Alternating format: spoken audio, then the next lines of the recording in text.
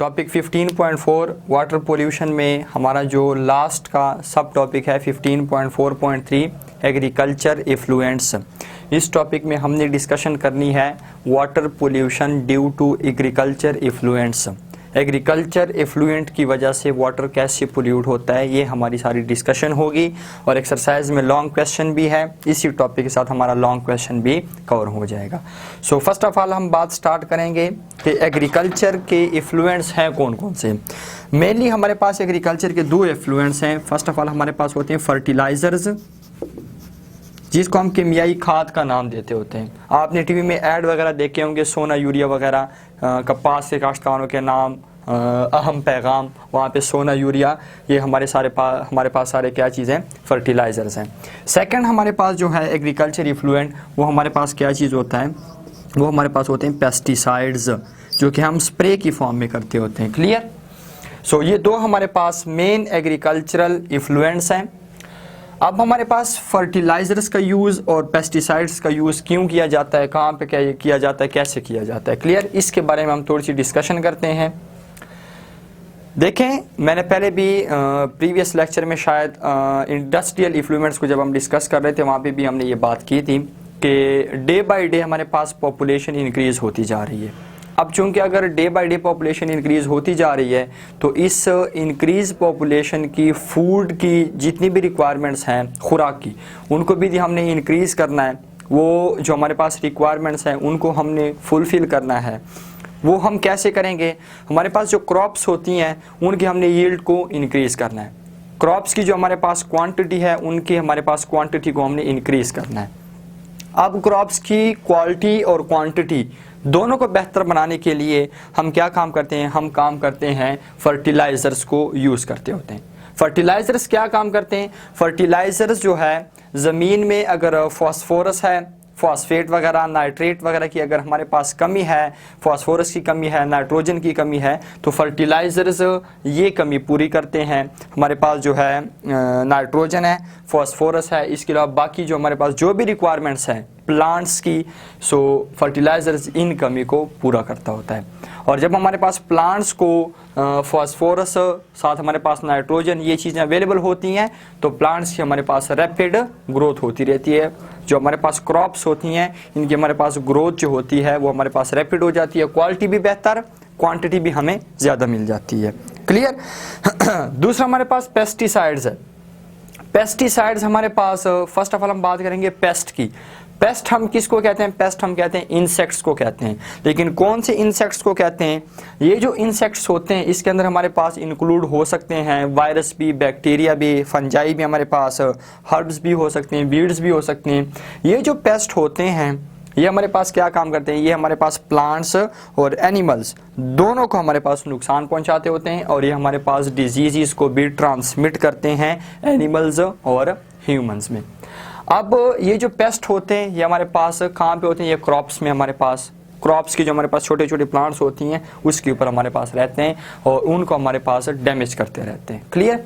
अब इन पेस्ट को ख़त्म करने के लिए हम उसके ऊपर पेस्टिसाइड्स के स्प्रे करते होते हैं, इनको हम किल करते होते हैं, ताकि हमारे पास क्रॉप्स की जो क्वांटिटी है और जो क्वालिटी है वो हमारे पास बेटर हो जाए। क्लियर।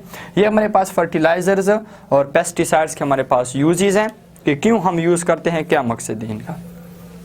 अब हमारे पास इससे जो है वाटर पोल्यूशन कैसे होती है उस एस्पेक्ट को हमने डिस्कस करना है। देखें, जब हम ज़मीन में, तीसरी बात मैं करने लगा हूँ, पहले पॉइंट पे मैंने फर्टिलाइजर्स को एक्सप्लेन किया, दूसरे पॉइंट में पेस्टिसाइड एक्सप्लेन हो गया, तीसरे पॉइंट में हमारे पास इसके इफेक्ट्स को मैं बात करने लगा हूँ। हमारे पास जो है एग्रीकल्चर इफ्लुएंट्स मींस के फर्टिलाइजर्स और पेस्टिसाइड्स, इनके इफेक्ट्स को हम स्टडी कर रहे हैं। इनके जो इफेक्ट्स होते हैं इनके ड्यूअल इफेक्ट्स होते हैं। ड्यूअल इफेक्ट्स का मतलब इनके दो इफेक्ट्स हैं। देखिए, जब हम ज़मीन में केमियाई खाद या फर्टिलाइजर्स डालते होते हैं, क्लियर, और फिर हम क्रॉप्स के ऊपर पेस्टिसाइड्स को स्प्रे करते होते हैं या पेस्टिसाइड्स हम वैसे भी डालते हैं, क्लियर, ये दोनों जो चीज़ें हमारे पास ज़मीन में चली गई हैं। कौन सी ज़मीन में, एग्रीकल्चर ज़मीन में, जिसमें हम क्रॉप्स को काश्त करते होते हैं, जिसमें हमने क्रॉप्स को कल्टीवेट करना होता है।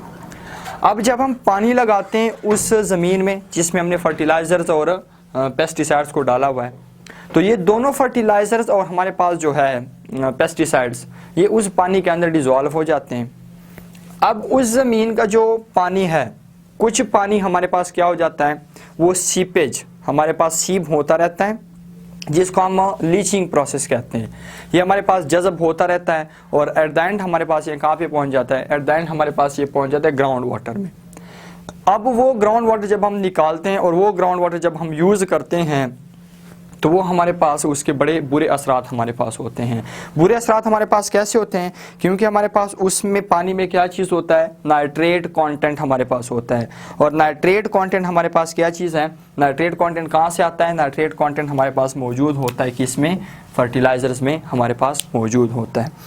अब वो पानी चूँकि हमारे पास सीपेज हो गया, ग्राउंड वाटर में पहुंच गया, वो ग्राउंड वाटर हम दोबारा निकालते हैं मोटर, ट्यूबवेल वगैरह के ज़रिए, और वो पानी फिर हम यूज़ करते हैं। वो पानी फिर जब हम यूज़ करते हैं उसमें नाइट्रेट कंटेंट है, और नाइट्रेट कंटेंट वाला पानी जो होता है जिसमें नाइट्रेट मौजूद होता है वो हमारे पास एक डिज़ीज़ को कॉज करते हैं, जिसको हम उस डिज़ीज़ का नाम होता है ब्लू बेबी डिज़ीज़।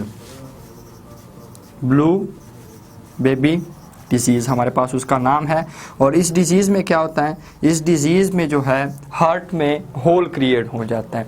और ये जो डिज़ीज़ है ये बहुत ज़्यादा कॉमन है बच्चों में, चिल्ड्रन, इन्फेंट्स या बच्चों में जो है ना बहुत ज़्यादा कॉमन डिज़ीज़ है ये। इस डिज़ीज़ में हार्ट में होल क्रिएट हो जाता है। क्लियर, ये हमारे पास एक एस्पेक्ट हो गया।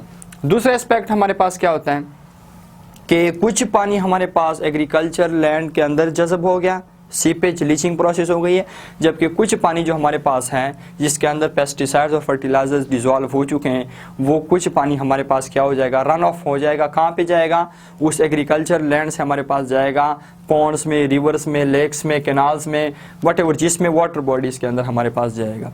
अब जब ये वाटर बॉडी के अंदर हमारे पास चला जाए, अब चूँकि उस पानी में फॉस्फेट भी मौजूद होंगे, नाइट्रेट भी मौजूद होंगे। अब फॉस्फेट जो है वो क्या काम करेगा, वो हमारे पास वाटर बॉडी के अंदर अलजी की ग्रोथ को कॉज करेगा। जब अलजी की ग्रोथ को कॉज करेगा, ये हमारे पास ऑलरेडी बात हो चुकी है डोमेस्टिक इन्फ्लुएंस में, अलजी की ग्रोथ हमारे पास कॉज हो जाएगी तो अलजी वाटर के सरफेस के ऊपर फ्लोट करता है। एक तो ये काम करेगा कि हमारे पास ये सनलाइट और एयर को ब्लॉक कर देगा, जो पानी के अंदर हमारे पास एक्वेटिक लाइफ है वहाँ तक ये पहुँचने नहीं देगा। दूसरा इफेक्ट इसका ये होगा कि हमारे पास अलजी जो है ये बायोडिग्रेडेबल है, बैक्टीरिया इसको डिकम्पोज करेगा, और बैक्टीरिया जो है अलजी की डिकम्पोजिशन में उसको ऑक्सीजन भी रिक्वायर है। ऑक्सीजन वो कहाँ से यूज़ करेगा, वाटर के अंदर जो डिजॉल्व ऑक्सीजन है वही यूज़ करेगा। क्लियर। अब पानी के अंदर जो एक्वेटिक लाइफ है उसको ना तो हमारे पास सनलाइट आ रही है, ना हमारे पास एयर वहाँ तक पहुँच रही है। पानी के अंदर जो उनको ऑक्सीजन अवेलेबल था वो ऑक्सीजन भी हमारे पास बैक्टीरिया यूज़ कर रहा है। सो एट द एंड हमारे पास क्या हो जाती है, सफोकेशन हो जाती है, और एट द एंड हमारे पास जो एक्वेटिक लाइफ जितनी भी है वो हमारे पास डेड हो जाती है। और फिर जब वो डेड हो जाती है फिर वो मज़ीद बैक्टीरिया उसको डिकम्पोज करते रहते हैं, मज़ीद ऑक्सीजन हमारे पास यूज़ होता रहता है, और इस तरह हमारे पास ये नुकसान जो है ये बढ़ता जाता है। ये हमारे पास है डिस्कशन एग्रीकल्चर इफ्लुएंस की, कि हमारे पास एग्रीकल्चर इफ्लुएंस कौन कौन से हैं। दो मेन है, फर्टिलाइजर्स, पेस्टिसाइड्स। फ़ायदे भी हैं इनके, क्या फ़ायदा है उसके बारे में हमारी डिस्कशन हो चुकी है, नुकसानात इसके क्या हैं वो भी हमारी डिस्कशन हो चुकी है।